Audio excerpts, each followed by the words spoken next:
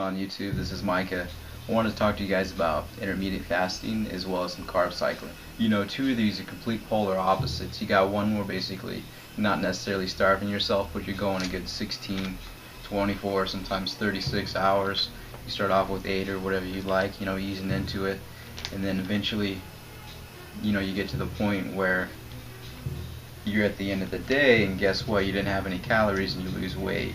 And with carb cycling, basically you have a high day, a midday, and a low day. And that's something that you cycle throughout the week. Maybe you'll have a high day, let's say on a really heavy legs day. And then throughout the week, you have maybe 2 middays and a bunch of low days. All those low days, of course, you're going to be calorie deficient. And the same thing with the midday and the high days. Those should be right on par, right underneath, just to make sure that you're always losing that weight. And that's what these diets have in common. If you guys don't know, I lost 55 pounds carb cycling, so I mean, I'm not hating on these diets. Who are these diets for? Carb cycling, intermittent fasting. These diets are for anyone that, let's say, is overweight and has more than, you know, 20, 25 pounds to lose. This is something that not necessarily extreme or drastic, but it's up there. I mean, there's a lot of other ways to lose weight besides this. And, you know, not eating for 24 hours or 16 hours. To me, putting in the back of my head, not eating for 24 hours, that sounds horrible. And I have experimented with intermittent fasting just out of curiosity. This is a picture of me, 2/8/2011. This is last year. You know, this is 58 pounds ago. And this is something that, you know, I don't ever want to look like that again. Something else you do need to take into account. If you lose it fast, that means you can gain it fast if you don't get your diet back on track. So let's say you carb cycle.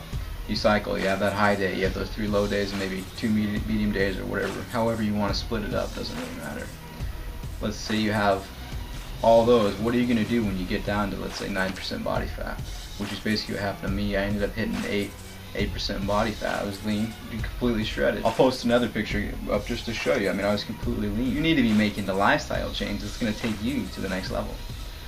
And without that change, you'll completely screw yourself over. It's going to go back to old times.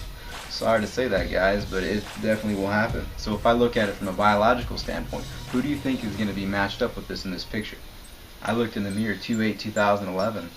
I was curious, you know, who am I going to end up with this physique? I'm honestly going to be lucky if she's human, and that's the honest truth, guys.